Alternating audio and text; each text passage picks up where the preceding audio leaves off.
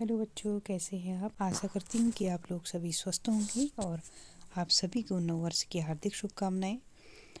तो पिछली कक्षा में हम कार्बन और उसके यौगिक के चैप्टर पढ़ रहे थे, तो उसको आगे बढ़ाते हुए आज हम बात करेंगे हाइड्रोकार्बन्स की। तो हाइड्रोकार्बन्स क्या होते हैं?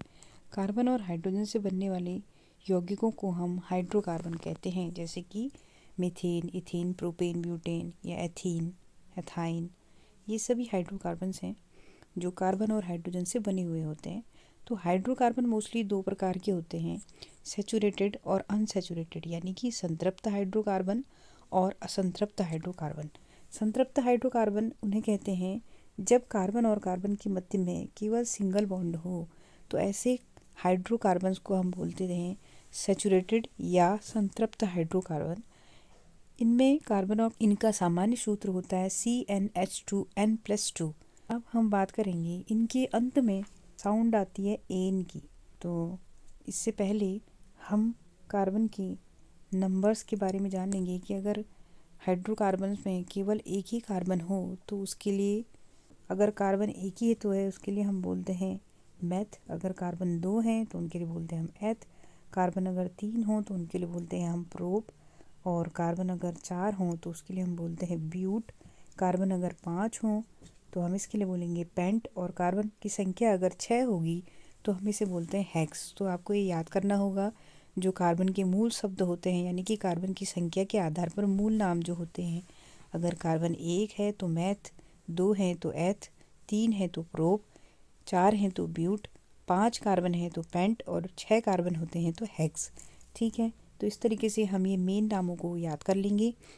अब हम अगर संतृप्त हाइड्रोकार्बन्स हैं तो इनके हम नाम कैसे लिखेंगे, और इनके अंत में जो साउंड आती है वो आती है एन की। अगर एन की साउंड आएगी तो आप कहोगे ये संतृप्त हाइड्रोकार्बन यानी कि एल्केन्स हैं, जैसे कि मीथेन। मीथेन में कार्बन एक है और हाइड्रोजन जो है 4 हैं। कैसे? सब में सिंगल बॉन्ड होंगे क्योंकि संतृप्त हाइड्रोकार्बन है। और एक कार्बन के अंतिम कोश में 4 इलेक्ट्रॉन होते हैं, तो ये 4 एकल सहसंयोजक बनाएगा जिसमें चारों ओर जुड़ जाएंगे हाइड्रोजन। तो ये होगी मीथेन का संरचनात्मक सूत्र। अगला हम एथेन की बात करेंगे। एथेन का, तो एथेन को आप लिखने के लिए मैथ एथ, अगर एक कार्बन है तो मैथ, दो कार्बन है तो एथ। तो एथेन के लिए हम अभी लिखने जा रहे हैं एथेन के लिए सूत्र। तो कैसे लिखेंगे?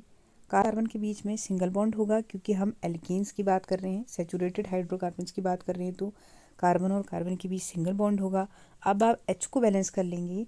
ये देखिए, इस कार्बन के अंतिम कोश में 4 इलेक्ट्रॉन होते हैं प्रत्येक कार्बन में। अब इसने दूसरे कार्बन के साथ में एक सिंगल बॉन्ड बना रखा है, तो एक इलेक्ट्रॉन का साझा इसने इसके साथ किया है। अब आप H की संख्या को बैलेंस कर लेंगे तो इसके साथ H की कितनी आ जाएगी संख्या?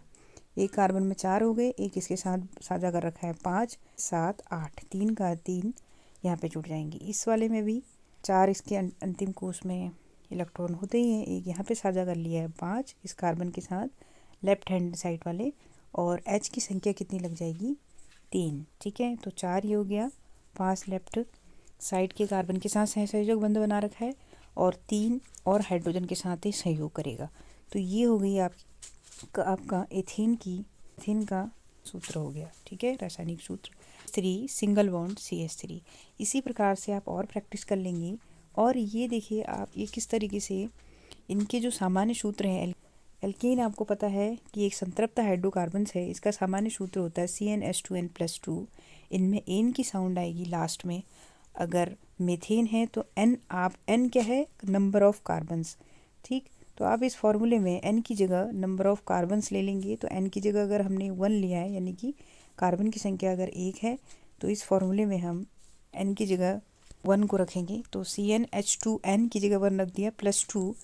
C का नंबर 1 हो गया, H का नंबर 2 1 जा 2 +2 4। तो ये हो गया आपका मीथेन का फॉर्मूला। ठीक है, अगर n बराबर 2 लेते हैं, 2 कार्बन का नंबर है, n की जगह 2 रख दिया, H2n की जगह 2, ये वाला +2, राइट। तो अब यहाँ पे C2H2 2 जा 4 +2। जब हम इसको खोल के लिखेंगे तो इसमें C2 है एक नंबर और ये है सेकंड नंबर का। तो कार्बन 2 है, H का जो नंबर है वो है 6। कैसे? क्योंकि सब में इन दोनों के बीच में सिंगल बॉन्ड एन एल्केन है तो दोनों के बीच में सिंगल बॉन्ड लगेगा। अब आप H का बैलेंस कर लेंगे, C आपने C लिखा और H को अब आप बैलेंस कर लोगे क्योंकि दोनों के बीच में सिंगल बॉन्ड है। 4 तो इसके पास हो गए, एक इसने इस कार्बन के साथ संयोग कर लिया, 5 6 7 8, इसके साथ भी H ही हो गया और इसके साथ भी 6 7 8, 3 हाइड्रोजन लगेंगे। ठीक है, तो ये हो गया आपके एथेन का फॉर्मूला। अगला हम पढ़ेंगे प्रोपेन को। तो मैथ एथ प्रोप, प्रोप मीन्स 3 कार्बन। तो n नंबर आपने n की वैल्यू ले ली आपने 3। अब इसे इसी सामान्य फॉर्मूले में आप पुट करोगे, C की जगह 3 और इस तरीके से, और H2 n की जगह फिर से 3 + 2। इसको आप देखेंगे तो जब आप इसको सॉल्व करते हैं तो C3H यानी कि 3 2 जा 6 + 2 सिंगल बॉन्ड लगेंगे, क्योंकि अभी हम सैचुरेटेड हाइड्रोकार्बन्स यानी कि एल्केन की बात कर रहे हैं, तो सिंगल बॉन्ड सब में लगेगा। और अब आप H को बैलेंस कर लोगे सिंगल बॉन्ड लगा के। कार्बन के आपने 3 ले लिए, प्रोप माने 3 कार्बन, और एल्केन्स की बात कर रहे हो तो सब में सिंगल बॉन्ड लगेगा। अब आप H को बैलेंस कर लोगे, सबके साथ सिंगल बॉन्ड लगा हुआ है, एक कार्बन के 4, ये हो गए, 5वां ये, 6 7 8, तो H3 इस वाले कार्बन, बीच वाले कार्बन में एक इधर को सहसंयोजक, लेफ्ट हैंड साइड को सहसंयोजक बंद बना रखा है, एक राइट हैंड साइड को। तो H का जब आप नंबर बैलेंस करोगे तो यहाँ पे आ जाएंगे H2 और लास्ट वाले में फिर से HCH3। तो ये हो गया आपका, यानी कि ये वाला formula, CH3 single bond CH2 single bond CH3, ये हो गया आपके प्रोपेन, क्योंकि N का नंबर है 3।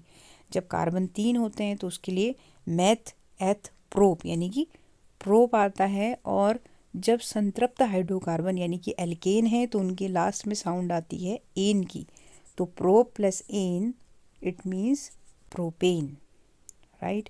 तो ऐसे ही आप इस समीकरण में n की वैल्यू को 4 5 6 तक करेंगे, हेक्स तक करेंगे, तो आप n बराबर 4, n बराबर 5, n बराबर 6 रख के देखेंगे इस वाले फॉर्मूले में CnH2n प्लस, और सभी के बीच में सिंगल बॉन्ड आएगा और एन साउंड आएगी, उस हिसाब से आप नाम रखेंगे नंबर n का नंबर 6 तक। ठीक है, अगला हम बात करेंगे एल्कीन्स की। एल्कीन मीन्स ये एक प्रकार के संतृप्त हाइड्रोकार्बन्स हैं। एल्कीन में हमने बोला कि C और C के बीच में डबल बॉन्ड होगा, कार्बन और कार्बन के बीच में डबल बॉन्ड होगा, और इसके अंत में साउंड आती है इन की। ठीक, इसका फॉर्मूला होगा CnH। अब N की जगह देखिए, कम से कम कार्बन और कार्बन के बीच में डबल बॉन्ड होने के लिए N नंबर 2 होना चाहिए। जब 2 कार्बन होंगे उनके बीच में ही डबल बॉन्ड लगेगा, तो आप N बराबर 2 से यहाँ पे लोगे, और आपने इसे N की वैल्यू को इस फॉर्मूले के साथ CnH2n में पुट कर देना है। तो N की जगह आपने 2 ले लिया, Cn यानी कि 2n यानी कि H2, N की जगह फिर से 2। अब आप इसको सॉल्व करोगे, C2 और H जो हो गया 2 2 जा 4, C2H4। तो आप सबसे पहले क्या करेंगे, C2 2 कार्बन आपने लिख लिए हैं, और आपको पता है कि आप एल्कीन्स की बात कर रहे हो तो डबल बॉन्ड तो आना ही आना है। सबसे पहले आप C और C के बीच में डबल बॉन्ड लगा दोगे, फिर थोड़े से स्पेस में यहाँ पे H को बैलेंस करोगे। इसके साथ कार्बन के अंतिम कोष में उपस्थित इलेक्ट्रॉन 4, इसने इस अगले वाले जो राइट हैंड साइड को जो कार्बन है, राइट हैंड साइड को जो कार्बन है उसके साथ इसने डबल बॉन्ड बना रखा है, यानी कि 2 2 इलेक्ट्रॉनों का साझा कर रखा है, तो 4 2 6। अब यहाँ पर हाइड्रोजन की संख्या हो जाएगी 2। इस वाले में भी हाइड्रोजन की संख्या, हाइड्रोजन कितने लग जाएंगे 2, क्योंकि इसके पास 4 हैं और इसने यहाँ 2 इलेक्ट्रॉनों का साझा कर रखा है, 5 6, और 2 यहाँ पे हाइड्रोजन जुड़ जाएंगे, तो CH2 डबल बॉन्ड CH2। ये फॉर्मूला हो गया आप किसका, मैथ हो गया एथ प्लस, इनके बीच इनके लास्ट में लगता है इन, एथ प्लस इन यानी कि एथीन। तो ये फॉर्मूला हो गया आपके एथीन का, CH2 डबल बॉन्ड यहाँ पे आपको दिख रहा होगा। इसी तरीके से आप n बराबर 3 ले लोगे। n बराबर 3 के लिए आप क्या करोगे, देखिए इसमें फिर से वही फॉर्मूला CnH2n, तो n की जगह आपने 3 लगानी है, Cn की जगह 3H2 और n की जगह फिर से 3। अब आप क्या करेंगे, C3H2 3 जा 6, तो H6 हो गया। ठीक, अब आप क्या करेंगे, देखिए 3 कार्बन लिख लेंगे, 1 2 और 3, इस तरीके से कार्बन 3 लिख लेंगे, 3 कार्बन बना लेंगे, और किन्हीं 2 कार्बन के बीच में आप डबल बॉन्ड लिख देंगे। अगर आप डबल बॉन्ड यहाँ से लगा रहे हैं तो आप काउंटिंग यहाँ से शुरू करेंगे। ठीक, 1 2 3, इस तरीके से अगर आपने डबल बॉन्ड एक ही कार्बन के मतलब 2 कार्बनों के बीच में लगेगा, तीनों कार्बनों के बीच में नहीं लगेगा, एक ही जगह आप लगाओगे, कहने का मतलब है आपने पहले और दूसरे के बीच में लगा दिया डबल बॉन्ड, तो आप काउंटिंग यहीं से शुरू करोगे जहाँ से आपने डबल बॉन्ड लगा रखा है। ठीक है, काउंटिंग अगर हमें यहाँ से शुरू करनी होगी तो यहाँ पे डबल बॉन्ड लगाना होगा। ठीक है, तो आपने देखा एक ही जगह अगर हम जहाँ से डबल बॉन्ड लगेगा स्टार्टिंग वहीं से करेंगे, नंबरिंग वहीं से करेंगे। ठीक है, तो आपने सबसे पहले 3 कार्बन लिख लिए क्योंकि n बराबर 3 है और इसमें किन्हीं 2 कार्बनों के बीच में डबल बॉन्ड लगा दिया। आप चाहे यहाँ पे लगाएंगे या फिर आप चाहे यहाँ पे लगाएंगे। ठीक है, लेकिन ध्यान रहे कि 2 कार्बनों के बीच में यहीं पे ही लगेगा, सब में डबल बॉन्ड नहीं लगेगा, एक ही डबल बॉन्ड आप लगाएंगे। ठीक है, तो आप नंबरिंग करेंगे वहाँ से जहाँ से आपने डबल बॉन्डिंग लगाया हुआ है। तो नंबर 1 2 3 कार्बनों को हम बोलते हैं मैथ एथ प्रोप। तो आप 3 कार्बनों को बोलोगे प्रोप, क्योंकि डबल बॉन्ड है इसलिए यहाँ पे साउंड आएगी इन की। ठीक, तो जब प्रो प्लस इन मिलके क्या बना देगा, प्रोपीन। इस तरीके से के लिए हमें इस सूत्र के द्वारा ऐसे हमने प्रोपीन को फाइंड आउट कर लिया है। अगला n बराबर आप 4 रखेंगे। n बराबर 4 के लिए आप फिर से CnH2n यानी कि n की जगह आप रखोगे 4H2। अगर n बराबर है तो फिर क्या होगा, n की जगह 4, n की जगह फिर से 4, तो यहाँ पे आ गया C4H4He। जब हम इसको खोल के लिखेंगे इस तरीके से C1 एक और एक जगह, क्योंकि एथीन एल्कीन्स की हम बात कर रहे हैं तो किसी कार्बन के बीच में आप डबल बॉन्ड लगा लो, यहाँ से लगाओगे तो यहाँ से नंबरिंग होगी 1 2 3 4 कार्बन्स। राइट, अब आप H को बैलेंस कर लीजिए। तो ये कार्बन के अंतिम कोश में 4 इलेक्ट्रॉन, 2 इसने सहसंयोजक बंध बना रखे हैं, तो 4 2 6 और 2। ठीक, इस कार्बन को देखिए, इसकी सिचुएशन क्या होगी, 4 इसके अंतिम कोश में होते ही हैं, एक यहाँ पे बंध बना रखा है, एक यहाँ पे बंध बना रखा है, 2 इधर को बंध हैं, 5 6 7 और एक हाइड्रोजन यहाँ पे लगेगा। इस वाले कार्बन को देखिए, इसमें एक सहसंयोजक बंध इधर को बना हुआ है, एक लेफ्ट साइड को एक राइट साइड को, और 4 इसके पास हैं ही, तो H2 और अंत में CH3 है। तो इसका फॉर्मूला हो जाएगा double CH2 double bond CH single bond CH3, page नहीं है यहाँ पे। तो इस तरीके से आप इसको इस फॉर्मूले में क्या निकला था हमारा, CH2 double bond CH single bond CH2 double bond CH। ठीक है, तो C हो गई 4 और H का नंबर हो गया, H का नंबर कितना हो गया, 2 3 4 5 6 7 8 C4H8। ठीक है, तो आप इस तरीके से n बराबर आपने जब 4 रखा, प्यूटीन इसका नाम हो जाएगा प्यूटीन। से ही आप n बराबर 5 n बराबर 6 के लिए भी इस फॉर्मूले के द्वारा निकाल लेंगे कि ब्यूटीन के बाद पेंटीन का और हेक्सीन का फॉर्मूला कैसे हम लिखेंगे। तो इस तरीके से आप इस सूत्र के द्वारा निकाल सकते हैं। n की वैल्यू 4 और 5 रखने में और 6 रखने में आप खुद से ट्राई करेंगे। ठीक है, अगला है आपका असंतृप्त हाइड्रोकार्बन, ये है एल्काइंस। एल्काइंस क्या होते हैं, जब कार्बन और कार्बन के बीच में ट्रिपल बॉन्ड हो तो उसे हम बोलते हैं एल्काइंस। ठीक है, इसका फॉर्मूला होता है आपका CnH2n। अब इसके लिए भी ट्रिपल बॉन्ड या डबल बॉन्ड होने के लिए कम से कम 2 कार्बन का होना आवश्यक है। तो आप n बराबर 2 से वैल्यू रखना शुरू करेंगे। आप इस सूत्र में n की जगह यानी कि कार्बन n क्या है, नंबर ऑफ कार्बन्स, n की जगह आपने 2 रखना है और Cn यानी कि 2H2n से 2 माइनस 2 आपने क्या करा, C2 हो गया, H 2 जा 4 माइनस 2 2 आ गया। तो इस तरीके से इसको लिखेंगे CH ट्रिपल बॉन्ड CH। ठीक है, ये कार्बन को आपने कैसे सैचुरेट किया, इसके पास 4 इलेक्ट्रॉन तो होते ही हैं, इसने 5 6 7 इस कार्बन के साथ सहसंयोजक बंध बना लिया। अब इसको एक हाइड्रोजन की आवश्यकता होगी 8 पूरा करने के लिए, इसे भी। ठीक है, तो CH ट्रिपल बॉन्ड CH, ये हो गया आपके एथाइन का सूत्र। एथाइन क्यों, क्योंकि कार्बन कितने हैं, 1 2, मैथ एथ प्लस आइन एथाइन। ठीक है, अगला है आपका n की वैल्यू आप रखोगे 3। n की वैल्यू 3 रखने पर फिर से वही फॉर्मूला CnH2n-2, तो C2 जा 6 -2, आपने C3 लिख लिए 1 2 3। इसके बाद आप एक जगह ट्रिपल बॉन्ड लगा दोगे, इस तरीके से ट्रिपल बॉन्ड लगा दिए।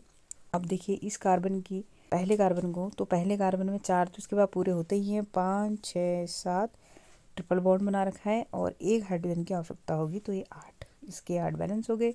और इस कार्बन को देखिए, इस कार्बन के पास 4 तो होते ही हैं, तो ये 3 साइड 3 बॉम्ब मतलब 3 इलेक्ट्रॉनों के साथ साझा इसने लेफ्ट हैंड साइड को किया है और राइट हैंड की साइड को इसके पास क्या है, एक सहसंयोजक बंध बना हुआ है।